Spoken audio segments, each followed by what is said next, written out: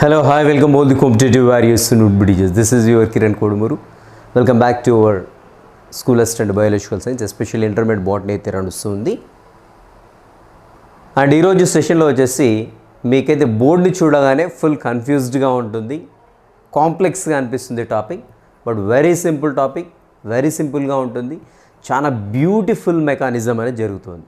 So ఏంటనే చూద్దాము. But last సెషన్లో నేను ఒక క్వశ్చన్ అడిగాను. సో అదేంటంటే గ్లూకోజ్ అనేది గ్లైకాలసిస్ అయిపోయిన తర్వాత కిణ్వనం జరగడానికి ఛాన్స్ ఉంటుంది, ఏరోబిక్ రెస్పిరేషన్ అయితే క్రెబ్స్ సైకిల్ జరగడానికి ఛాన్స్ ఉంటుంది. సో మరి క్రెబ్స్ సైకిల్లో ఎక్కడ కూడా ఆక్సిజన్ అనేది యూటిలైజ్ కాదు, ఆక్సిజన్ అనేది ఉపయోగపడదు. సో మరి గ్లూకోజ్ అనేది పైరువిక్ ఆమ్లంగా మారిన తర్వాత, పైరువేట్గా మారిన తర్వాత సో ఆక్సిజన్ మనకి ఈ కిణ్వన ప్రక్రియలో కూడా ఉపయోగపడదు, అంటే ఫర్మెంటేషన్లో యూస్ కాదు, క్రెబ్స్ సైకిల్లో యూస్ కాదు. సో మరి క్రెబ్స్ సైకిల్లోకి రావచ్చు కదా పైరువేట్ అనేది నా క్వశ్చన్, అది అనమాట క్వశ్చన్. సో మరి కిణ్వనానికి ఎందుకు వెళ్ళాలి, ఇటు కూడా రావచ్చు కదా క్రెబ్స్ సైకిల్ కూడా. సో మరి క్రెబ్స్ సైకిల్లో ఆక్సిజన్ లేదు, యాక్చువల్గా ఆక్సిజన్ ఎక్కడ కూడా యూస్ కాదు, మరి ఇక్కడ కూడా రావచ్చు కదా, ఫర్మెంటేషన్ ఎందుకు కావాలి అనేసి క్వశ్చన్ అడిగాను. రైట్, దానికి ఆన్సర్ ఏంటంటే ఉదాహరణకు మనము ఒక దగ్గరికి వెళ్ళాము, ఒక పాయింట్కి వెళ్ళాము.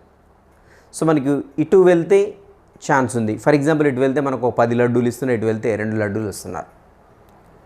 సో మరి ఇక్కడ 2 లైన్లు ఉన్నాయి, 2 లైన్లు ఉంటే మరి ఏ లైన్కు పోవడానికి ప్రయారిటీ ఇస్తామంటే 10 లడ్డూలు ఏ లైన్లకు వస్తాయో సో ఆ లైన్లోనే నిల్చుండడానికి ట్రై చేస్తాం కదా. సో 2 లడ్డూలు అంటే మనకి తక్కువ కాబట్టి మనం వెళ్ళాం. సో ఇక్కడ కూడా పైరువేట్ ఏర్పడిన తర్వాత కిణ్వనానికి వెళ్తేనేమో తక్కువ శక్తి వస్తుంది కదా, క్రెబ్స్ సైకిల్లోకి వస్తేనేమో ఎక్కువ శక్తి వస్తుంది. సో కాబట్టి పైరువేట్కి ఏదంటే ఇష్టం ఉండాలి, క్రెబ్స్ సైకిల్లోనికే రావాలి. సో ఎందుకు రావాలంటే అక్కడ ఆక్సిజన్ యూటిలైజ్ కాలేదు. సో నా క్వశ్చన్ ఏంటంటే అక్కడ ఆక్సిజన్ లేదు కాబట్టి ఇటే రావాలి, దానికి ఎక్కువ ఎనర్జీ వస్తుంది, అటెందుకు పోతుందని అంటున్నాను నేను. సో ఇక్కడ వెరీ సింపుల్ లాజిక్ అండి. ఇప్పుడు జస్ట్ లడ్డూలు ఎగ్జాంపుల్ చెప్పాను కదా, 2 లైన్లు ఉన్నాయి, ఇక్కడ 10 లడ్డూలు ఇస్తున్నాయి, ఇక్కడ 2 లడ్డూలు ఇస్తున్నాయి అని చెప్పాను కదా. సో మరి ఇక్కడ నాకు 10 లడ్డూలు వస్తున్నాయి కాబట్టి నాకు ఆశ ఇటే ఉంటుంది, ఎందుకంటే ఇటు ఎక్కువ లడ్డూలు వస్తున్నాయి కాబట్టి ఇటే పోతాను నేను.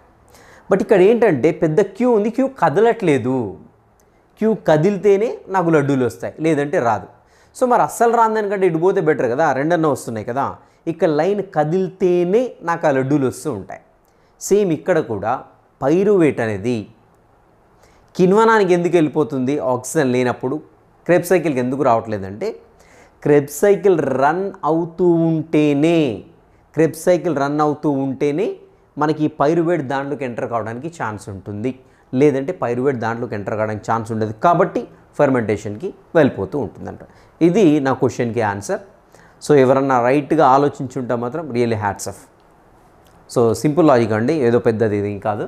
రైట్, ఈరోజు మనం చూడబోయే అంశాలు వచ్చేసి ఈటీఎస్, ఎలక్ట్రాన్ ట్రాన్స్పోర్ట్ సిస్టమ్ ఒకటి, అదేవిధంగా ఏటీపీల యొక్క లెక్క. సో మనకి ఎప్పుడు కూడా వేధిస్తూ ఉంటుంది, ఏటీపీలు ఎక్కడి నుంచి ఎలా వస్తున్నాయి, ఏంది క్యాలిక్యులేషన్ ఏంది అనేసి. సో ఈరోజుతో అది క్లియర్ అయిపోతుంది. అండ్ ఎలక్ట్రాన్ ట్రాన్స్పోర్ట్ సిస్టమ్ అనేది కూడా ఒక బ్యూటిఫుల్ మెకానిజం. సో ఇక్కడ మనకి ఎలక్ట్రాన్ ట్రాన్స్పోర్ట్ సిస్టమ్ అండ్ ఇవన్నీ కూడా ఒక కంబైన్డ్ ప్రాసెస్ అండి, గుర్తుపెట్టుకోండి. సో పైరువేట్ ఏర్పడిన తర్వాత ఏరోబిక్ రెస్పిరేషన్ ఏదైతే ఉందో ఇవన్నీ కూడా కంబైన్డ్ ప్రాసెస్. అంటే మనకి ఎనర్జీ ప్రొడ్యూస్ కావాలంటే క్రింద నుండి స్టార్ట్ కావాలన్నమాట. అంటే ఇక్కడ మనకి ఏటీపీఎస్ పనిచేస్తేనే ఎనర్జీ వస్తుంది, ఎనర్జీ వస్తేనే మనకి ఇక్కడ నుంచి ఎలక్ట్రాన్స్ అనేవి ట్రాన్స్పోర్ట్ అయితే, ఎలక్ట్రాన్లు ఎక్కడి నుంచి వస్తున్నాయంటే ఎన్ఏడిహెచ్ నుండి ఎఫ్ఏడిహెచ్2 నుండి వస్తూ ఉంటాయి, ఎఫ్ఏడిహెచ్2 నుండి వస్తూ ఉంటాయి. రైట్, సో మరి ఇవి ఎక్కడి నుంచి ఏర్పడతాయంటే క్రెబ్స్ సైకిల్ నుంచి ఏర్పడుతుంటాయి. సో అంటే ఇక్కడ ఈ ఎండ్ మూవ్ అయితేనే ఈ సైకిల్ అంతా కూడా రన్ అవుతూ ఉంటుందన్నమాట, లేదంటే కాదు, గుర్తుపెట్టుకోండి. సో ఇక్కడ మనకి ఈటీఎస్ ఇది మొత్తం కూడా ఎలక్ట్రాన్ ట్రాన్స్పోర్ట్ సిస్టమ్, నేను క్లియర్ చేస్తాను, వెరీ సింపుల్గా ఉంటుంది. అండ్ ఇక్కడ వచ్చేసి మనకి ఏంటంటే కెమియాస్మస్, ఆల్రెడీ మనము లాస్ట్ సెషన్లో మనకి ఎప్పుడైతే హరిత రేణువు గురించి మాట్లాడామో సో కెమియాస్మోసిస్ ప్రాసెస్ గురించి చెప్పుకున్నాం అక్కడ. అంటే హైడ్రోజన్ అయాన్లు గాఢత ఎక్కువ ఉండి సో ఏ విధంగా బయటకు వస్తూ ఉంటాయి, బయటకు వచ్చినప్పుడు ఎనర్జీ ఎలా ప్రొడ్యూస్ అవుతుంది, ఏటీపీ అనేది ఎలా తయారవుతుంది అనేది అది నేర్చుకున్నాము. సో ఇక్కడ మనకి ఈ కెమియాస్మోసిస్ అనే ప్రక్రియ ఒకటి చూస్తాము, అండ్ ఎలక్ట్రాన్ ట్రాన్స్పోర్ట్, ఇవి రెండింటినీ కలిపేసి మనం ఆక్సిడేటివ్ ఫాస్ఫోరిలేషన్గా చెప్పుకున్నాం. రైట్, చూద్దాం, ఇంకా స్టెప్ బై స్టెప్ చూద్దాము. వెరీ సింపుల్గా ఉంటుంది, చాలా ఇంట్రెస్టింగ్ అనిపించింది నాకైతే. సో ఒకసారి చూడండి. సో ఎలక్ట్రాన్ రవాణా వ్యవస్థ, దీంట్లోనే ఉంది మనకి ఎలక్ట్రాన్ ట్రాన్స్పోర్ట్ సిస్టమ్. సో ఎలక్ట్రాన్లు అనేవి ట్రాన్స్పోర్ట్ అవుతూ ఉంటాయి, ఒక సబ్స్టాన్స్ నుండి మరొక సబ్స్టాన్స్కి ఎలక్ట్రాన్లు ట్రాన్స్పోర్ట్ అవుతూ ఉంటాయి అనమాట. దీన్ని ఏమంటామంటే ఎలక్ట్రాన్ ట్రాన్స్పోర్ట్ సిస్టమ్గా చెప్పుకుంటాం. ఎలక్ట్రాన్ అంటే ఎనర్జీనే, వెరీ సింపుల్ కదా. సో ఎనర్జీ అనేది ఇలా ట్రాన్స్పోర్ట్ అవుతూ ఉంటుంది అన్నమాట. సో మరి ఎలక్ట్రాన్ ట్రాన్స్పోర్ట్ అనేది ఎక్కడ జరుగుతుంది అంటే మైటోకాండ్రియా యొక్క లోపలి త్వచంలో జరుగుతుంది. అదే మనకి హరితరేణువులో కూడా చేస్తాం. హరితరేణువులో కూడా త్వచంలోనే ఎలక్ట్రాన్ ట్రాన్స్పోర్ట్ జరుగుతుందని అనుకున్నాం. సో ఎలక్ట్రాన్ ట్రాన్స్పోర్ట్ అనేది ఎప్పుడైనా ఎక్కడైనా త్వచంలోనే జరుగుతుంది. ఎందుకంటే దానికి ఉపయోగపడేటువంటి ప్రోటీన్స్ అనేవి, ఎలక్ట్రాన్ ట్రాన్స్పోర్ట్కు ఉపయోగపడేటువంటి ప్రోటీన్స్ లేదంటే కాంప్లెక్స్ ఉంటాయి కొన్ని. సో ఆ కాంప్లెక్స్ అన్నీ కూడా త్వచాలలోనే ఉంటాయి కాబట్టి ఎలక్ట్రాన్ ట్రాన్స్పోర్ట్ అనేది ఎప్పుడు కూడా త్వచాల్లోనే జరుగుతుంది. గుర్తుపెట్టుకోండి. రైట్, ఇక్కడ చూడండి మనకి క్రెబ్స్ వలయంలో కానివ్వండి, నెక్స్ట్ అంతకంటే ముందు చర్యలు అంటే మనకి ముందు చర్యలు ఏముంటాయి క్రెబ్స్ వలయం కంటే పైరువేట్ నుండి ఎస్టైల్కు ఎంజైమ్ ఏర్పడినప్పుడు కూడా NADH అనేది ఫామ్ అవుతుంటుంది. సో ఇలా మనకి NADH కానివ్వండి, FADH2 నుండి ఈ యొక్క ఎలక్ట్రాన్ ట్రాన్స్పోర్ట్ కంటే ముందు ఇవి ఏర్పడతాయి అన్నమాట. సో ఇవి ఎనర్జీ జనరేటింగ్ కాంపోనెంట్స్ అంటాం. సో ఇవి ఏంటంటే ఆక్సీకరించబడతాయి. గుర్తుపెట్టుకోవాలి, ఇంపార్టెంట్ పాయింట్ ఇది. So these components are being oxidised. So మరి ఆక్సిడేషన్ అంటే ఏంటి మనకు తెలిసిందే. ఆక్సిజన్ని గ్రహిస్తూ ఉంటాయి, లేదంటే హైడ్రోజన్లని ఎలక్ట్రాన్లను కోల్పోయినట్లయితే, దట్ మీన్స్ ఏంటంటే ప్రోటాన్లను ఎలక్ట్రాన్లను కోల్పోయినట్లయితే, అంటే దట్ మీన్స్ ఏంటి హైడ్రోజన్ అంటే హైడ్రోజన్ అయాన్స్ ఉంటాయి, దాంట్లో ఎలక్ట్రాన్లు కూడా ఉంటాయి. ఓవరాల్స్ ప్రోటాన్లు లేదంటే ఎలక్ట్రాన్స్, హైడ్రోజన్ అయాన్లను ప్రోటాన్లను కూడా అంటారు, గుర్తుపెట్టుకోండి. సో ఇలా ప్రోటాన్లను ఎలక్ట్రాన్లు ఒక సబ్స్టాన్స్ నుంచి తొలగిపోయాయి అనుకోండి, సో దాన్ని ఏమంటామంటే ఆక్సీకరణ లేదంటే ఆక్సిడేషన్ అంటాం. Removal of electrons and protons from one substance is known as oxidation. So ఇక్కడ ఏర్పడ్డటువంటి NADH కానివ్వండి, FADH2 కానివ్వండి, ఇవి ఏంటంటే ఆక్సిడైజ్ అయిపోతాయి. ఆక్సిడైజ్ అయిపోయిన తర్వాత ఏం విడుదలవుతాయి మనకి ఎలక్ట్రాన్లు విడుదలవుతాయి. అదేవిధంగా హైడ్రోజన్ అయాన్లు లేదంటే ప్రోటాన్లు అనేవి విడుదలవుతూ ఉంటాయి, గుర్తుపెట్టుకోండి. సో ఇక్కడ చూడండి NADHలో H ఉంది, ఇక్కడ FADHలో కూడా H ఉంది, అంటే హైడ్రోజన్ అనేది బయటికి వెళ్ళిపోతుంది అంతే. ఇంకా సో హైడ్రోజన్ బయటికి వెళ్ళిందంటే ఏంటి, ఒక హైడ్రోజన్లో ఒక ఎలక్ట్రాన్ ఉంటుంది, ఒక ప్రోటాన్ ఉంటుంది, రైట్. సో సింపుల్గా ఇవి ఆక్సిడైజ్ కావడం అంటే ఒక హైడ్రోజన్ అయాన్లు బయటికి పోతాయి, అదేవిధంగా ఎలక్ట్రాన్లు అనేవి బయటికి పోతుంటాయి, గుర్తుపెట్టుకోండి. సో ఇవి చివరికి ఎక్కడికి చేరుతాయని చూసినట్లయితే ఈ ఎలక్ట్రాన్లు అనేవి ఆక్సిజన్కి చేరుతాయి, అదేవిధంగా H+ కూడా ఆక్సిజన్కి చేరుతాయి. చేరేసి మనకి చివరిగా నీరు ఏర్పడుతుంది. నెక్స్ట్ అదేవిధంగా ప్లెంటీ ఆఫ్ ఎనర్జీ అనేది ప్రొడ్యూస్ అవుతూ ఉంటుంది. సో వెరీ సింపుల్ అండి, ఇక్కడ నుంచి Hలు ఎగిరిపోయి ఆక్సిజన్కి చేరిపోతాయి. Very simple. అక్కడ O ఒకటి ఉంది, H కూడా యాడ్ అయితే ఏమవుతుంది, నీరు ఫామ్ అవుతుంది. Very simple. సో ఇలా మనకి ఏంటంటే ఈ యొక్క ట్రాన్స్పోర్ట్లో మనకి ఏంటంటే ఓవరాల్గా ఈ ఆక్సిజన్కి అనేవి ఎలక్ట్రాన్లు, నెక్స్ట్ అదేవిధంగా ప్రోటాన్లు అనేవి చేర్చబడేసి వాటర్ అనేది ఏర్పడుతూ ఉంటుంది, గుర్తుపెట్టుకోండి. సో ఎలక్ట్రాన్లు ఏంటంటే మనకి ఈ యొక్క ఎలక్ట్రాన్ ట్రాన్స్పోర్ట్ సిస్టంలో ఒక సంక్లిష్టం నుండి మరొక సంక్లిష్టానికి రవాణా చేయబడుతూ ఉంటాయి. సో కాంప్లెక్స్ ఉంటాయి, డిఫరెంట్ కాంప్లెక్స్లు 1 to 4 కాంప్లెక్స్లు ఉంటాయన్నమాట. సో అవన్నీ కూడా త్వచంలో లైన్గా ఉంటూ ఉంటాయి. సో దాంట్లో నుండి ఒకదాని నుండి ఒకదానికి ఎలక్ట్రాన్లు అనేవి ట్రాన్స్పోర్ట్ అవుతూ ఉంటాయన్నమాట. సో వెరీ సింపుల్ స్టేట్మెంట్ అది. ఎక్కడ జరుగుతుందని చూసినట్టయితే ఇది మైటోకాండ్రియా యొక్క లోపలి పొరలో జరుగుతుంది. సో ఇక్కడ చూద్దామండి, సింపుల్ డయాగ్రామ్ ఇక్కడ వేస్తాను. So assume that this is the mitochondria. So this is the mitochondrium. So ఇలా ఉంటుంది కదా మైటోకాండ్రియం. సో నేను ఇక్కడ లోపలికి వైపు ఇట్లా క్రిస్టల్ గీయలేదు, జస్ట్ ఇక్కడ గీజాను చూడండి. సో ఇది వచ్చేసి లోపలి త్వచం. ఈ లోపలి త్వచంలో ఇలా మనకి సంక్లిష్టాలు ఉంటాయి, 1 2 3 4 సంక్లిష్టాలు ఉంటాయి అన్నమాట, రైట్. సో ఇలా సంక్లిష్టాలు ఏమవుతుందంటే ఎలక్ట్రాన్లు ఒక సంక్లిష్టం నుండి మరొక సంక్లిష్టానికి ఇలా జంప్ అవుతూ ఉంటాయి. సో ఇలా జంప్ అయ్యే క్రమంలో ఏంటంటే హైడ్రోజన్ అయాన్లని ఇలా దీంట్లోకి నెట్టేస్తూ ఉంటాయి. ఇవి సంక్లిష్టాలు ఏం చేస్తుంటే కొన్ని సంక్లిష్టాలు దీంట్లో. సో కోర్ కాన్సెప్ట్ అనేది గుర్తుపెట్టుకోండి, ఇది కోర్ కాన్సెప్ట్. దీనికి ETSకి కోర్ కాన్సెప్ట్ ఏంటంటే ఈ యొక్క ఎలక్ట్రాన్ ట్రాన్స్పోర్ట్ అనేది మైటోకాండ్రియా యొక్క లోపల త్వచంలో జరుగుతుంది, that is 1 point. And second, ఇక్కడ వచ్చేసి మనకి ఈ యొక్క మైటోకాండ్రియా యొక్క లోపలి త్వచంలో వచ్చేసి మనకి డిఫరెంట్ కాంప్లెక్స్ ఉంటాయి, 1 to 4 కాంప్లెక్స్లు ఉంటాయి, ఓకేనా. ఈ కాంప్లెక్స్లు ఏం చేస్తాయంటే ఎలక్ట్రాన్ని నెట్టేస్తూ ఉంటాయి, ముందుకు ట్రాన్స్పోర్ట్ చేసేస్తుంటాయి. మరి ఎలక్ట్రాన్లు ఎక్కడి నుండి వచ్చాయంటే NADH నుండి, అదేవిధంగా FADH2 ఏదైతే ఉందో అక్కడ నుండి ఎలక్ట్రాన్లు వచ్చాయి, అదేవిధంగా ప్రోటాన్లు కూడా వచ్చాయి కదా. సో కొన్ని ప్రోటాన్లు ఏం చేస్తాయంటే ఇక్కడికి నెట్టేస్తాయి, అంటే ఇంటర్ మెంబ్రేనస్ స్పేస్ ఏదైతే ఉందో, సో అంటే బాహ్యత్వచము అంతర్త్వచం మధ్యలో ఉండేటువంటి ఈ ప్లేస్ని ఏమంటామంటే ఇంటర్ మెంబ్రేన్ స్పేస్ అంటాం. సో ఇది వచ్చేసి మనకు తెలిసిందే మ్యాట్రిక్స్. సో మరి ఈ యొక్క కాంప్లెక్స్లు ఏం చేస్తాయంటే హైడ్రోజన్ అయాన్లు పైకి నెడుతూ ఉంటాయి, ఎలక్ట్రాన్లు ఏమి త్వచం నుండి ఇలా మూవ్ చేసేస్తూ ఉంటాయి. ఎక్కడికి పంపిస్తాయంటే ఇవి చివరికి ఏటీపీఏజ్ అనేటువంటి ఎంజైమ్ ఆల్రెడీ చెప్పుకున్నాం, ఈ ఎంజైమ్కి ట్రాన్స్పోర్ట్ చేసేస్తూ ఉంటాయి. ఆ ఎనర్జీతో అది గిర్ర తిరుగుకుంటే ఏం చేస్తుందంటే ఈ హైడ్రోజన్ అయాన్లు బయటికి వెళ్ళిపోయాయి కదా. సో దట్ మీన్స్ ఏంటంటే రెండు త్వచాల మధ్య ఉన్న హైడ్రోజన్ అయాన్లు మొత్తం కూడా మళ్ళీ లోపల నెట్టేస్తుంటాయి మాత్రికలు. సో అప్పుడు ఎనర్జీ అనేది ప్రొడ్యూస్ అవుతుంది. ఇది వచ్చేసి కోర్ కాన్సెప్ట్ అండి, ఇది అర్థం కావాలి డెఫినెట్గా. సో వెరీ సింపుల్, ఇక్కడ మైటోకాండ్రియా యొక్క లోపల త్వచంలో సంక్లిష్టాలు ఉంటాయి. ఈ సంక్లిష్టాలు ఏం చేస్తాయంటే NADHని అదేవిధంగా FADH2ని ఆక్సీకరణ చేస్తుంది. అంటే అక్కడ నుంచి హైడ్రోజన్ గుంజేసుకుంటుంది. హైడ్రోజన్ గుంజేసుకోవడం ఏంటి అంటే H+ అయాన్లు అదేవిధంగా ఎలక్ట్రాన్లు. సో H+ అయాన్లేమో బయటికి నెట్టేస్తాయి. సో బయటికి అంటే రెండు త్వచాల మధ్యలో నెట్టేస్తాయి. ఎలక్ట్రాన్లు ఏవైతే వాటిని ఇలా ట్రాన్స్పోర్ట్ చేసేస్తాయి. ఈ ఎలక్ట్రాన్లు చివరికి వెళ్ళేసి అక్కడ ఆక్సిజన్కి చేర్చబడి అక్కడ వాటర్ అనేది ఫామ్ అవుతూ ఉంటుంది అనమాట. సో నెక్స్ట్ వచ్చేసి ఈ హైడ్రోజన్ ఇలా వెళ్ళేసి ATPase నుండి మాత్రికలోనికి వెళ్ళిపోతుంటాయి. సో ఇలా వెళ్ళేటప్పుడు ఎనర్జీ ప్రొడ్యూస్ ఫలితంగా ATPలు ఏర్పడుతుంటాయి. ఇది కోర్ కాన్సెప్ట్. ఇది అర్థం కాకుంటే మీకు ఏది అర్థం కాదు, రైట్? నేనైతే క్లియర్ అయింది అనుకుంటున్నాను వెరీ సింపుల్గా, రైట్? ఇక్కడ చూద్దాము మనకి మైటోకాండ్రియా యొక్క లోపలి పొర. సో ఇది మొత్తం లోపలి పొర అండి, ఇక్కడ నుంచి ఇక్కడ వరకు గీసాను కదా. సో రెడ్ లైన్స్ కనపడుతున్నాయి కదా మీకు ఇది. సో ఇది వచ్చేసి లోపలి పొర. అండ్ దట్ మీన్స్ నేను ఏంటంటే ఈ పార్ట్ గీసాను ఇక్కడ. సో ఈ పార్ట్ గీసాను. సో ఈ పార్ట్ గీసాను ఏంటంటే ఈ లోపల వైపు రెడ్ దానికి లోపల వైపు ఏమవుతుంది, మ్యాట్రిక్స్ అవుతుంది. అట్ ద సేమ్ టైం ఇది పైన వచ్చేసి ఏంటంటే రెండు త్వచాల మధ్య ఉన్నటువంటి ప్లేస్ కదా. సో ఇంట్రా మెంబ్రేన్ స్పేస్గా చెప్పుకుంటాం అన్నమాట, రైట్? సో ఇది మీకు డయాగ్రామ్ పైన ఐడియా వచ్చే ఇది ఒకటి గుర్తుపెట్టుకోండి, మాత్రిక ఒకటి అండ్ వచ్చేసి రెండు త్వచాల మధ్య ఖాళీ, అదొకటి గుర్తుపెట్టుకోండి.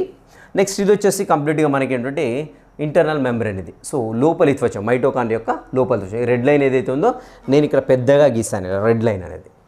ఇవి మొత్తం కలిపి ఒకటే రెడ్ లైన్ అండి అది. సో నేను వెడల్పుగా గీసాను, ఓకేనా, రైట్? ఇప్పుడు చూద్దాం, ఇక్కడ వెరీ సింపుల్ లాజిక్ ఉంటుంది.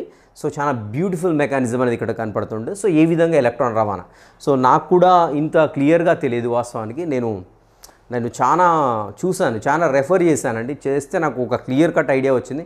నాకు ఇప్పటివరకు జెన్యున్గా చెప్పాలంటే నాకు కూడా ఇంత క్లియర్ కట్ ఐడియా అయితే లేదు ఈ ఎలక్ట్రాన్ ట్రాన్స్పోర్ట్ మీద. సో జస్ట్ మీకు చెప్పడం కోసం ఫస్ట్ నేను I corrected my self. So నాకు ఎలక్ట్రాన్ రవాణా అంటే ఏంటి, ఇంత లాజిక్ ఉందా దీని వెనుక అనేసి నాకు డెప్త్గా రెఫర్ చేస్తే కానీ అర్థం కాలేదు, రైట్? ఇక్కడ చూద్దాం ఏంటో ఫస్ట్. ఇది వచ్చేసి ఇంటర్నల్ మెంబ్రేన్లో వచ్చేసి నేను చెప్పాను ఆల్రెడీ 4 కాంప్లెక్స్ ఉంటాయి, 4 సంక్లిష్టాలు ఉంటాయి. ఇది ఒక సంక్లిష్టం 1, complex 1, complex 2, complex 3 and complex 4 ఇక్కడ క్లియర్గా మీకు కనపడుతూ ఉంటాయి. So complex 4, complex 3, complex 2 and complex 1, right? So ఇక్కడ ఏమవుతుంది, ఫస్ట్ కాంప్లెక్స్ 1 ఇక్కడ ఉంది మనకి, కాంప్లెక్స్ 1 అనేది సంక్లిష్టం 1. సో ఇది ఏం చేస్తుంది అని చూసినట్లయితే NADH అణువు ఏదైతే ఉందో, NADH ఏదైతే పదార్థం ఉందో దీన్ని ఆక్సీకరిస్తూ ఉంటుంది, ఓకేనా? సో ఆక్సీకరించినప్పుడు ఏంటి, ఇక్కడ నుంచి హైడ్రోజన్ అయాన్లు వస్తుంటాయి, అదేవిధంగా ఎలక్ట్రాన్లు కూడా వస్తుంటాయి కదా. సో ఎలక్ట్రాన్లు ఏం చేస్తుందంటే ఈ సంక్లిష్టం 1 అనేది గ్రహిస్తూ ఉంటుంది, ఓకేనా? NADH డిహైడ్రోజనేజ్ అంటాం దీన్ని. డిహైడ్రోజన్ అంటే డి అంటే తీసివేయడం, హైడ్రోజన్ తీసేస్తుంది కాబట్టి ఇది సంక్లిష్టం అనేది NADH డిహైడ్రోజనేజ్ అవుతుంది అన్నమాట. సో ఇక్కడ నుండి ఏం చేస్తుంది, ఇది ఇక్కడ H ఎగిరిపోయింది కదా. H ఎగిరిపోయింది అంటే ఏంటి, ఒక ఎలక్ట్రాన్ ఎగిరిపోయింది, ఒక ప్రోటాన్ ఎగిరిపోయింది. సో ఎలక్ట్రాన్ ఏం చేసుకుంది, ఈ సంక్లిష్టం 1 తీసేసుకుంది. ప్రోటాన్ సంగతి ఏంటంటే దీన్ని బలవంతంగా లోపలికి నెట్టేసింది ఇంకా. సో లోపలికి నెట్టేస్తుంటే ఎక్కడికి, ఇక్కడ రెండు పొరల మధ్య ఖాళీ ఉన్నది కదా, బాహ్యత్వచం ఇలా ఉంటుంది, ఇక్కడ బాహ్యత్వచం ఉంటుంది, గీయలేదండి ఇక్కడ నేను. సో అగైన్ మీరు కన్ఫ్యూజ్ కాకుండా ఉంటారంటే గీసేస్తాను, నాకు నో ప్రాబ్లం. సో ఇది వచ్చేసి బాహ్యత్వచము, ఇది వచ్చేసేమో అంతర్త్వచం, ఓకేనా? సో బాహ్యత్వచం కూడా మందంగా గీస్తే ఇంత వెడల్పుగా వస్తుంది, కన్ఫ్యూజ్ కాకండి. ఇది బాహ్యత్వచము, ఇది మొత్తం కలిపేసి అంతర్త్వచాన్ని వెడల్పుగా గీసాను అంతే, వెరీ సింపుల్, బోర్ ఫీల్ కాకండి, ఓకేనా, రైట్? ఇక్కడ వచ్చేసి ఎలక్ట్రాన్లు వచ్చేసి మనకి కాంప్లెక్స్ 1 తీసేసుకుంటుంది అండ్ ప్రోటాన్స్ని వచ్చేసేమో లోపలికి నెట్టేస్తుంది ఇక్కడికి. సో పైకి వెళ్ళిపోయాయి ఇంకా. సో అది సంక్లిష్టం 1 యొక్క పని. అండ్ సెకండ్ థింగ్, సో ఈ ఎలక్ట్రాన్లు ఎక్కడికి పోయాయండి చూసినట్లయితే కోఎంజైమ్ ఏకి వెళ్ళిపోయాయి డైరెక్ట్గా. సో సంక్లిష్టం 1 నుండి ఎక్కడికి వెళ్ళిపోయాయంటే ఎలక్ట్రాన్లు వచ్చేసి కోఎంజైమ్ ఏ అనేటువంటి పదార్థంలోనికి వెళ్ళిపోయాయి. అది కూడా మనకి ఏంటి, త్వచంలోనే ఉంది. సో ఇంకోటి సంక్లిష్టం 2 కూడా ఉంది మనకి ఇక్కడ, కాంప్లెక్స్ 2 కూడా ఉంది. సో ఈ కాంప్లెక్స్ 2 ఏం చేస్తుందంటే FADH2ని ఆక్సిడైజ్ చేస్తూ ఉంటుంది. ఆక్సిడైజ్ చేసినప్పుడు దీంట్లో కూడా చూడండి ఇక్కడ మనకి హెచ్లు ఉన్నాయి కదా, సో హెచ్లు గ్రహిస్తుంది, ఇది గ్రహించేసి బట్ ఇక్కడ నుంచి మాత్రం ఈ కాంప్లెక్స్ 2 అనేది H+ బయటికి పంపదు. మరి ఎక్కడికి పంపుతుందంటే ఈ హైడ్రోజన్ అనేది దీన్ని పంపిస్తుంది, అంటే కాంప్లెక్స్ 3కి పంపించేస్తూ ఉంటుంది. సో ఎలక్ట్రాన్స్ ఏవైతే ఉన్నాయో FADH నుండి గ్రహించినటువంటి ఎలక్ట్రాన్స్ ఏవైతే ఉన్నాయో ఈ ఎలక్ట్రాన్లని కోఎంజైమ్ ఏకి గ్రహిస్తూ ఉంటుంది, కోఎంజైమ్ ఏకి పంపించేస్తూ ఉంటుంది.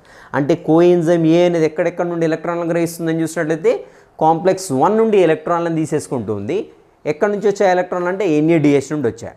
మరి కాంప్లెక్స్ 2 నుండి వచ్చినటువంటి ఎలక్ట్రాన్లు ఎక్కడ నుండి వచ్చాయంటే FADH నుండి వచ్చాయి. మరి కాంప్లెక్స్ 2 నుండి ఎక్కడికి వెళ్ళిపోయి ఎలక్ట్రాన్లు అంటే కోఎంజైమ్ ఏకి వెళ్ళిపోయాయి. అంటే ఓవరాల్గా కోఎంజైమ్ ఏ అనేది కాంప్లెక్స్ 1 నుండి అదేవిధంగా కాంప్లెక్స్ 2 నుండి ఎలక్ట్రాన్లను గ్రహించింది. ఆ విషయం గుర్తుపెట్టుకోండి. క్లియర్? రైట్. నెక్స్ట్ ఇక్కడ నుంచి మరి ఎలక్ట్రాన్లు ఎక్కడికి వెళ్ళాలి? ఎలక్ట్రాన్ రవాణా ఇక్కడ గుర్తుపెట్టు, transportation electrons we are seeing. So ఇక్కడ ఎలక్ట్రాన్లు ఇక్కడ నుండి అగైన్ మనకి ఏంటంటే కాంప్లెక్స్ 3కి వచ్చేస్తూ ఉంటాయి. This is the complex 3 which is present in the inner membrane of the mitochondria, right. So ఇక్కడికి ఎలక్ట్రాన్లు వచ్చేస్తాయి. సో ఎలక్ట్రాన్లు వచ్చినప్పుడు మనకి ఈ కాంప్లెక్స్ 3 కూడా ఏం చేస్తుంది? సో ఆల్రెడీ ఇక్కడ నుండి మనకి హైడ్రోజన్లు వచ్చాయి కదా, ఈ హైడ్రోజన్ బలవంతంగా పైకి నెట్టేసేస్తూ ఉంటుంది, అంటే ఇంటర్ మెంబ్రేన్ స్పేస్లోనికి వెళ్ళిపోయాయి. కాంప్లెక్స్ 3 ఏం చేస్తుందంటే కోఎంజైమ్ ఏ నుండి ఎలక్ట్రాన్లను గ్రహిస్తుంది, at the same time hydrogen అయాన్స్ని ఇంటర్ మెంబ్రేన్ స్పేస్లోకి నెట్టేస్తుంది. That is the function of the complex 3, right. So next ఇక్కడ కాంప్లెక్స్ నుండి మరి ఎలక్ట్రాన్లు ఎక్కడికి వెళ్ళాలని చూసినట్లయితే సైటోక్రోమ్ C ఉంటుంది. సో ఈ సైటోక్రోమ్ Cకి ఈ ఎలక్ట్రాన్లు అనేవి బదిలీ చేయబడుతూ ఉంటాయి, ట్రాన్స్ఫర్ చేయబడతాయి. ఇక్కడ ఉండే ఎలక్ట్రాన్లు నెమ్మది ఏంటి సైటోక్రోమ్ Cలోకి వచ్చేస్తాయి. ఇంకా సైటోక్రోమ్ Cలోకి వచ్చిన తర్వాత ఇవి నెమ్మది ఎక్కడికి వెళ్ళిపోతాయని చూసినట్లయితే కాంప్లెక్స్ 4లోకి వెళ్ళిపోతుంటాయి ఎలక్ట్రాన్లు అనేవి. సైటోక్రోమ్ C నుండి ఎక్కడికి వెళ్ళిపోయి కాంప్లెక్స్ 4లోకి వెళ్ళిపోయి. సో కాంప్లెక్స్ 4 ఇంకోటి ఏం చేస్తుంది తెలుసా, ఈ హైడ్రోజన్ అనేవి ఇంకా ఉంటాయి కదా, సో వీటిని కూడా అగైన్ పైకి నెట్టేస్తుంది. సో ఓవరాల్గా కాంప్లెక్స్ 1, కాంప్లెక్స్ 3, కాంప్లెక్స్ 4 ఈ 3 కూడా హైడ్రోజన్ అయాన్లని ఇంటర్ మెంబ్రేన్ స్పేస్లోకి నెడుతూ ఉంటాయి, ఎలక్ట్రాన్లను ట్రాన్స్పోర్ట్ చేస్తుంటాయి. Except complex 2. కాంప్లెక్స్ 2 ఒక్కటి మాత్రం హైడ్రోజన్ అయాన్స్ని లోపలికి పుష్ చేయదు. సో ఓన్లీ జస్ట్ పాస్ చేసేస్తూ ఉంటుంది. సో ఇక్కడ కాంప్లెక్స్ 1, కాంప్లెక్స్ 3 అదేవిధంగా కాంప్లెక్స్ 4 ఈ 3 కాంప్లెక్సెస్ కూడా హైడ్రోజన్ అయాన్స్ని ఏం చేస్తాయి పైకి నెట్టేస్తూ ఉంటాయి, రైట్. సో ఇక్కడ వస్తే క్లియర్ అయింది అనుకుంటా. వెరీ సింపుల్ అండి, very simple, no logic, nothing ఇక్కడ. సో సింపుల్గా ఎలక్ట్రాన్స్ అనేవి ట్రాన్స్పోర్ట్ అవుతున్నాయి. వీలైతే ఈ డయాగ్రామ్ వేసేసుకోండి మీరు, ఎందుకంటే క్లియర్గా ఎలక్ట్రాన్స్ ఎక్కడ నుండి ఎలా వెళ్తున్నాయని మీకు క్లియర్గా అర్థమైపోతుంటుంది, రైట్. సో ఇక్కడ సైటోక్రోమ్ C నుండి ఎక్కడికి వెళ్ళిపోతాయని చూసినట్టయితే ఆల్రెడీ చెప్పుకున్నాం ఇక్కడ 4 కాంప్లెక్స్ 4లోకి వెళ్ళిపోతాయి. కాంప్లెక్స్ 4లో చూడండి బాగుంటుంది మెకానిజం ఇక్కడ. సో ఎలక్ట్రాన్స్ అంటే ఎనర్జీ కదా, సో ఇక్కడ మనకి ఆక్సిజన్ వచ్చేస్తుంటుంది. ఇక్కడ ఆక్సిజన్ రాగానే ఈ ఎలక్ట్రాన్లు అనేవి ఆక్సిజన్కి ట్రాన్స్పోర్ట్ అవుతాయి. ఆక్సిజన్ ట్రాన్స్పోర్ట్ కానీ ఎలక్ట్రాన్లు తగలగానే ఆక్సిజన్ స్ప్లిట్ అయిపోతూ ఉంటుంది. ఆక్సిజన్లో 2 ఆటమ్స్ ఉన్నాయి కదా, సో O2 అంటే 2 ఆటమ్స్ ఉన్నాయి, రెండు కూడా స్ప్లిట్ అయిపోతాయి, ఓగా స్ప్లిట్ అయిపోతూ ఉంటాయి. సో స్ప్లిట్ అయిపోయిన తర్వాత ఏమవుతుందని చూసినట్లయితే ఇక్కడ నుంచి హైడ్రోజన్లు వస్తాయి కదా, ఈ హైడ్రోజన్లు అనేవి ఈ యొక్క ఆక్సిజన్ ఆటమ్ ఇది కదా, సో ఆటమ్కి 2 ప్రోటాన్స్ అనేవి యాడ్ అవుతూ ఉంటాయి. 2 ప్రోటాన్స్ అనేవి లేదంటే 2 హైడ్రోజన్ అయాన్స్ యాడ్ అయిపోయి ఏంటంటే మనకి వాటర్ అనేది ఫామ్ అవుతూ ఉంటుంది. ఈ విధంగా మనకు ఎలక్ట్రాన్ ట్రాన్స్పోర్ట్ సిస్టంలో వాటర్ అనేది ఫామ్ అవుతుంది ఓవరాల్గా, ఓకేనా. సో ఇప్పుడు ఏమేమి వచ్చింది మనకి యాక్చువల్గా ఏరోబిక్ రెస్పిరేషన్ అంటే ఏమేమి రావాలి, కార్బన్ డైఆక్సైడ్ రిలీజ్ కావాలి, రిలీజ్ అయిందా, ఎస్ క్రెబ్స్ సైకిల్లో రిలీజ్ అయిపోయింది. వాటర్ ఫామ్ కావాలి, వాటర్ ఫామ్ అయింది. వాట్ అబౌట్ ఎనర్జీ కూడా ఫామ్ కావాలి కదా, ఎనర్జీ ఫామ్ కావాలి. మన ఎనర్జీ ఎక్కడికి పోయింది, మన ఎక్కడ క్రెబ్స్ సైకిల్లో ఎనర్జీ కాలేదు, ఇక్కడ ఎనర్జీ రాలేదు, మరి ఎనర్జీ ఎక్కడి నుంచి రావాలి అని చూసినట్లయితే ఇక్కడ చూడండి మనకి. సో ఈ ఇంటర్నల్ మైటోకాండ్రియల్ మెంబ్రేన్ ఏదైతే ఉందో దీనిలో వచ్చేసి మనకి ATPase అనేటువంటి ఎంజైమ్ ఉంటుంది. సో ఇక్కడ కెమియోస్మాసిస్ హైపోథిసిస్ చెప్పుకున్నాం మనం. సో కెమియోస్మాసిస్ ప్రక్రియ జరుగుతూ ఉంటుంది. సో ఆల్రెడీ మనకేంటి ఇంటర్ మెంబ్రేన్ స్పేస్లో అంతా కూడా ఫుల్ ఆఫ్ హైడ్రోజన్ అయాన్స్ ఉన్నాయి, ఇక్కడ ఇంకా ఫుల్ కాన్సన్ట్రేటెడ్గా ఉన్నాయి. So according to the concentration gradient these hydrogen ions should move from the intermembrane space into the మ్యాట్రిక్స్లోకి రావాలి కదా. సో ఇక్కడ ఏమవుతుందంటే ఇక హైడ్రోజన్స్ ఇక్కడ నుంచి ఇక్కడ మొత్తం కూడా వచ్చేసి ఈ ATPase ఎంజైమ్ యొక్క F0 part it acts as a canal for the H+ ions, right. So ఇక్కడికి F0 పార్ట్ ఏదైతే దీంట్లోకి వచ్చేస్తాయి. వచ్చిన తర్వాత నెక్స్ట్ F1 మనకు తెలిసిందే ఈ యొక్క ప్రోటాన్స్ అన్నిటి కూడా బయటికి నెట్టేస్తుంది. ఎట్ ద సేమ్ టైం అక్కడ జనరేట్ అయినటువంటి ఎనర్జీ తోటి ATP అయాన్స్ అనేవి ATP మాలిక్యూల్స్ అనేవి ఫామ్ అవుతూ ఉంటాయి. ఓకేనా. సో ఈ విధంగా మనకి ఎనర్జీ అనేది ప్రొడ్యూస్ అవుతుంది. సో చూడండి ఈ సైకిల్ అంతా కూడా రన్ అవుతూ ఉంటేనే క్రెబ్స్ సైకిల్ నుంచి వస్తూ ఉంటాయన్నమాట, ఇవి వస్తూ ఉంటాయి. సో ఇది రన్ కాకుండా ఇక్కడ ఆగిపోయింది. ఫర్ ఎగ్జాంపుల్ బాగా ఉరుకుతున్నాను నేను, ఆక్సిజన్ పీల్చుకోలేకపోతున్నాను. సో ఇక్కడ ఆక్సిజన్ రాలేదు. సో రాకుంటే ఏమవుతుంది, ఇక్కడ మనకు వాటర్ అనేది ఫామ్ కాదు. అంటే ఇక్కడ ఎలక్ట్రాన్స్ ఇక్కడికి వచ్చి ఆగిపోయాయి అంతే. ఇంకా అంటే ఇక్కడ ఎలక్ట్రాన్స్ ఏవి కూడా పాస్ కాకుండా ఇవన్నీ కూడా ఇక్కడే ఆగిపోతాయి. సో ఇవన్నీ ఇక్కడ ఆగిపోయినప్పుడు ఈ యొక్క NADH FADHలు కూడా అక్కడే ఆగిపోతాయి. సో అంటే అక్కడ క్రెబ్స్ సైకిల్ అనేది ఆగిపోతుంది. సో చూడండి ఎలా ఉంది ఇక్కడ మెకానిజం, చూడండి ఎంత బ్యూటిఫుల్ మెకానిజము. నేను ఒక ఆక్సిజన్ పీల్చుకోకుంటే ఇక్కడ ఈ మెకానిజం మొత్తం కూడా ఆగిపోతుంది డైరెక్ట్గా. సో ఎక్కడ దాకా ఆగిపోతుంది, మనకి క్రెబ్స్ సైకిల్ అనేది స్టార్ట్ కావట్లేదు ఇంకా. ఓకేనా. సో క్రెబ్స్ సైకిల్ స్టార్ట్ కావట్లేదు. ఎక్కడ ఆగిపోయింది, అక్కడ గ్లైకాలసిస్ వరకు వచ్చి ఆగిపోయింది. ఎందుకంటే ఇక్కడ ఆక్సిజన్ లభిస్తేనే క్రెబ్స్ సైకిల్ రన్ అవుతుంది, ఎలక్ట్రాన్ ట్రాన్స్పోర్ట్ రన్ అవుతుంది, అండ్ దెన్ ఫర్దర్గా మనకి ఎనర్జీ ప్రొడ్యూస్ అవుతుంది. బాగా ఉరుకుతున్నాను నేను, ఊపిరి పీల్చుకోవట్లేదు, ఆక్సిజన్ అందట్లేదు. సో అప్పుడు ఏమవుతుంది, గ్లైకాలసిస్ దగ్గరనే ఆగిపోతుంది. సో పైరువేట్ ఎక్కడికి వెళ్ళిపోతుంది, ఫర్మెంటేషన్ అవుతుంది. సో ఏమవుతుంది, అప్పుడు లాక్టిక్ యాసిడ్ ఫామ్ అవుతూ ఉంటుంది కదా. సో అందుకనే ఎప్పుడైతే నేను ఆగిపోయి ఆక్సిజన్ పీల్చుకుంటూ ఉంటానో అప్పుడు ఏమవుతుంది, చలో ఇదంతా కూడా రన్ అవుతుంది. రన్ కాగానే వెంటనే లాక్టిక్ యాసిడ్ కాస్త మళ్ళీ సైకిల్లోకి వెళ్ళిపోతూ ఉంటుంది. అట్ ద సేమ్ టైం మన పైరువేట్ అయితే ఫామ్ అవుతుందో again it enters into the Krebs cycle electron transport మనకి ఎనర్జీ జనరేషన్ కూడా అవుతుంది అనమాట. సో ఏ విధంగా మనకి ఎలక్ట్రాన్ ట్రాన్స్పోర్ట్ అనేది ఒక బ్యూటిఫుల్ మెకానిజం అనేది జరుగుతూ ఉంటుంది, రైట్. సో నేనైతే నాకు కంప్లీట్గా రెఫర్ చేసి నాకు క్లారిటీ రావడం కోసం అయితే ఆల్రెడీ ఎక్స్పర్ట్స్ ఉండుంటారు, నేను కాదన్ను. నాకైతే క్లారిటీ లేదు దీనిపైన. సో నాకు ఆల్మోస్ట్ ఒక 1.5 డే పట్టింది. సో ఎలా రిప్రజెంట్ చేస్తే నేను ఈజీగా మీకు చూపించగలుగుతాను దీన్ని, సో ఈజీగా మీ ముందు ఉంచగలుగుతానని. సో నేనైతే ఒక చిన్న డయాగ్రమాటికల్ రిప్రజెంటేషన్ వేసేసుకున్నాను. అండ్ ఫస్ట్ థింగ్ ఏంటంటే నేను అర్థం చేసుకోవడానికి నాకు టైం పట్టింది. ఏంటి ఏదో అంటే హైడ్రోజన్ అయాన్లు ఇక్కడి నుంచి అక్కడికి అంటే మన హైడ్రోజన్ అయాన్లు ఎడిపోతున్నాయి అర్థం కావట్లేదు, ఎలక్ట్రాన్లు ఎడిపోతున్నాయి అర్థం కావట్లేదు, ఈ కాంప్లెక్స్లు ఏంటో ఈ కోఎంజైమ్లు ఏంటో ఏమీ అర్థం కాలేదు. సో నాకు ఆల్మోస్ట్ 1.5 డే పట్టిందండి. ఇది మీరు నమ్ముతారో లేదో కానీ నాకు క్లియర్ కట్ కాన్సెప్ట్ అర్థం కావడానికి, రైట్. ఇది వచ్చేసి మనకి ఏంటంటే ఎలక్ట్రాన్ ట్రాన్స్పోర్ట్ సిస్టమ్. సో ఇంకా దీంట్లో ఏమైనా డౌట్లు అయితే కామెంట్స్లో పెట్టండి, డెఫినెట్గా నేనైతే రిప్లై ఇస్తాను. నాకు తెలిసి అయితే మ్యాక్సిమం మీకు ఎలాంటి డౌట్ ఉండదండి దీంట్లో. So very clear cut information అనుకుంటున్నాను నేనైతే. దీంట్లో వెరీ సింపుల్, దీంట్లో లాజిక్స్ కూడా పెద్దగా ఏం లేదు, మనకు కాన్సెప్ట్ అనేది అర్థమైతే సరిపోతుంది, రైట్. ఇప్పుడు నెక్స్ట్ ఏటీపీలు ఎక్కడెక్కడ ఎన్ని ఏర్పడతాయి ఒకసారి చూద్దాము, రైట్. మరి ఏటీపీ ఖర్చు జమ వీటి యొక్క నివేదిక అనేది ఒకటి ఉంది, రిపోర్ట్ ఉంది. సో ఏటీపీ టాలీ షీట్ అంటాం. సో ఎక్కడ ఎన్ని ఏటీపీలు ఏర్పడ్డాయి, ఎన్ని ఏటీపీలు వినియోగించబడ్డాయి, ఎక్కడి నుండి ఏటీపీలు వస్తున్నాయి అనేది ఒకసారి చూద్దాము. సో ఓవరాల్గా మనకి ఏరోబిక్ రెస్పిరేషన్లో వచ్చేసి నెట్ బెనిఫిట్ ఏటీపీ ఎన్ని అంటే 36. మరి 36 ఎక్కడి నుండి వస్తున్నాయి. సో ఓవరాల్గా టోటల్గా గ్రాస్ వచ్చేసి మనకి 38 ఏటీపీలు ఫామ్ అవుతూ ఉంటాయి. సో బట్ వచ్చేసి మనకి 2 ఏటీపీలు మాత్రం గ్లైకోలిసిస్లో తిరిగి యూజ్ అవుతూ ఉంటాయి. కాబట్టి ఓవరాల్గా మనం నెట్ వచ్చేసి మనము 36 ఏటీపీస్ అని చెప్తున్నాం. సో చూద్దాం అసలు ఎక్కడ నుండి ఏటీపీస్ వచ్చాయి, రైట్. ఫస్ట్ ఇక్కడ మనము ఎక్కడ జనరేట్ అవుతున్న ఎనర్జీ కాంపోనెంట్స్ అనేవి చూసినట్టయితే 3 దశల్లో జనరేట్ అవుతుంటాయి. సో వన్ థింగ్ వచ్చేసి ఏంటంటే గ్లైకోలిసిస్లో, సో గ్లైకోలిసిస్ యొక్క ఎండ్ ప్రోడక్ట్ వచ్చేసి పైరువేట్ మనకు తెలిసిందే. సో పైరువేట్ అనేది ఎసిటైల్ కోఏగా మారినప్పుడు కొన్ని ఎనర్జీ ప్రొడక్ట్స్ జనరేట్ అవుతాయి, అండ్ దెన్ క్రెబ్స్ సైకిల్లో జనరేట్ అవుతాయని మన లాస్ట్ సెషన్లో చూడడం జరిగింది. సో ఎన్ని జనరేట్ అయితే ఎలా జనరేట్ అయితే చూద్దాం, రైట్. ఇక్కడ చూద్దాం. ఫస్ట్ గ్లైకాలిసిస్లో వచ్చేసి మనకి 4 ఏటీపీస్ ఏర్పడతాయి. సో 4 ఏటీపీస్ అంటే 4 అల్టిమేట్గా, ఓకేనా. నెక్స్ట్ వచ్చేసి 2 NADHలు ఏర్పడతాయి, 2 NADHలు ఏర్పడతాయి.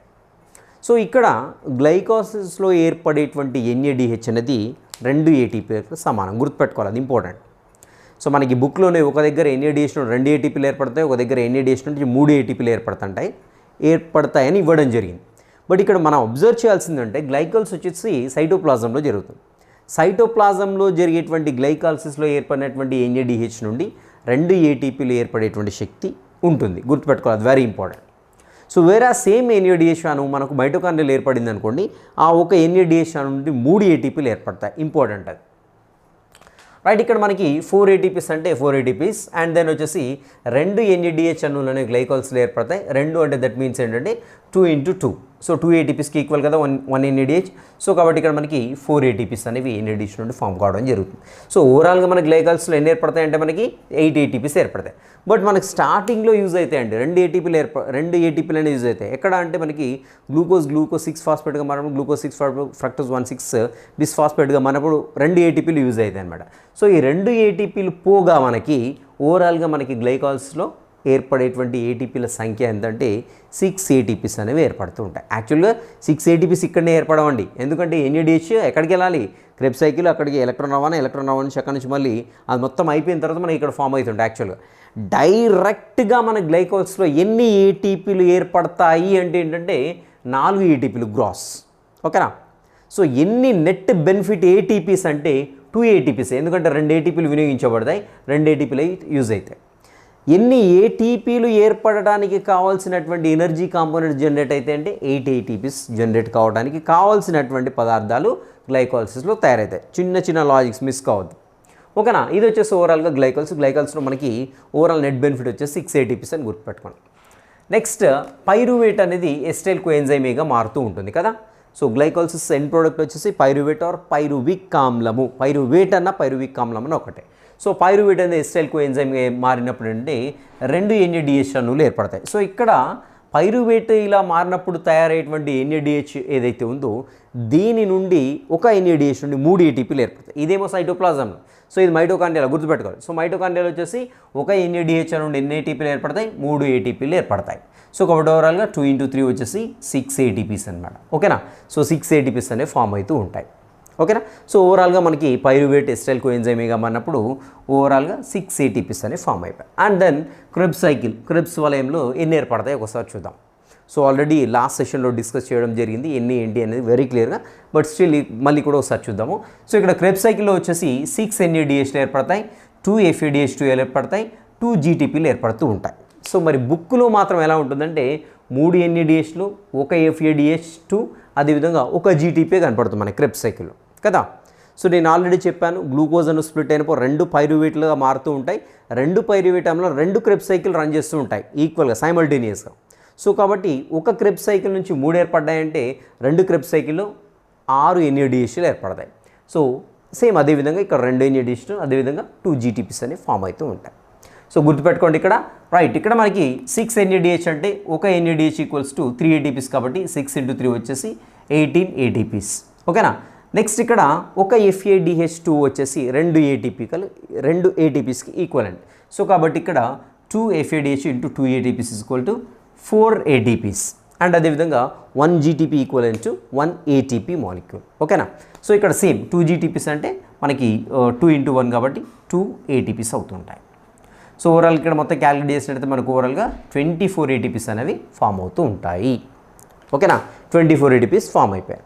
సో ఇక్కడ 24, ఇక్కడ 6, అదేవిధంగా ఇక్కడ 6 అంటే 6 + 6 + 24 = 36 ATPs అనేవి ఒక ఎరోబిక్ రెస్పిరేషన్లో జనరేట్ అయ్యేటువంటి నెట్ ATPs అనమాట. ఓకేనా. సో ఓవరాల్గా గ్రాస్ ATP ఎన్ని అని చూసినట్లయితే 38 ఉంటాయి. సో బట్ ఇక్కడ గ్లైకాల్స్లో ముందే 2 యూటిలైజ్ అయిపోయాయి కాబట్టి మనకి సో ఓవరాల్ నెట్ బెనిఫిట్ వచ్చేసి 36 ATPs అనమాట.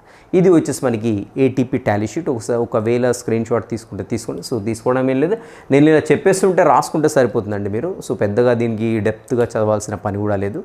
సో అంటే ఇంట్రెస్ట్ ఉన్న వాళ్ళు సబ్జెక్ట్ని ఎంజాయ్ చేయాలను ఎన్ని బుక్స్ అయినా చదువుకోండి.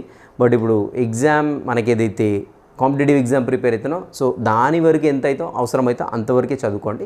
సో మీకు జాబ్ వచ్చిన తర్వాత మీ ఇష్టం ఎట్లయినా సబ్జెక్ట్ని ఎంజాయ్ చేసుకోవచ్చు. ప్రజెంట్ అయితే నేను ఆ పని చేస్తున్నాను, సబ్జెక్ట్ని అయితే ఎంజాయ్ చేస్తున్నాను. రైట్. ఇది వచ్చేసి ఈరోజు సెషన్ మనకి ఎలక్ట్రాన్ ట్రాన్స్పోర్ట్ అదేవిధంగా సో ATP టాలీ షీట్. వీటిల్లో ఏమైనా డౌట్లు ఉన్నైతే డెఫినెట్గా కామెంట్స్లో పెట్టండి. నేనైతే మ్యాక్సిమం రిప్లై ఇవ్వడానికి అయితే ట్రై చేస్తాను. ఆర్ఎల్స్ లేదంటే వాట్సాప్లో మెసేజ్ పెట్టండి దానికి డౌట్లు ఉన్నట్లయితే. అండ్ అదేవిధంగా మన స్కూల్ అసిస్టెంట్ బయోసైన్స్ ఎవరైతే ప్రిపేర్ అయ్యారో దానికి సంబంధించినటువంటి యాప్ అనేది ప్లే స్టోర్లో అవైలబుల్గా ఉంది. అట్ ద సేమ్ టైం డిస్క్రిప్షన్లో కూడా ఉంది.